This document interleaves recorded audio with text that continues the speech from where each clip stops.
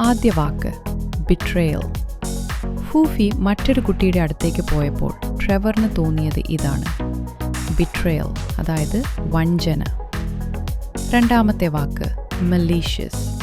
പക്ഷെ പിന്നീട് ട്രെവർ മനസ്സിലാക്കി ഫൂഫി ചെയ്തത് മലീഷ്യസ് ആയിരുന്നില്ല, ദുരുദ്ദേശത്തോടെ ആയിരുന്നില്ല, അവൾ വെറുതെ ജീവിതം ആസ്വദിക്കുകയായിരുന്നു. മൂന്നാമത്തെ വാക്ക് ആനക്ഡോട്ട്.